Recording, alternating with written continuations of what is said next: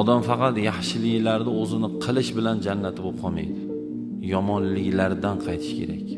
Shuning uchun qaytariqlar va buyruqlar degan narsa bor. Shu ikkovi bitta bo'ladi.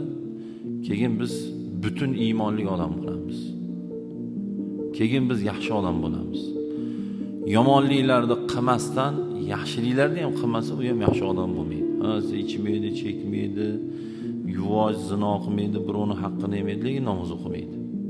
Yaxshi odam emas u. Namoz o'qiydi, zikr, tasbih, Qur'on, jamoat, ihson, sadoqat, lekin g'iybatchi, tuhmatchi, zinokor, birovni haqqini yeydi. U ham yomon odam. U ham rasvo odam bo'ladi. Yaxshi odam bo'lish uchun shu ikkovi bo'lsin.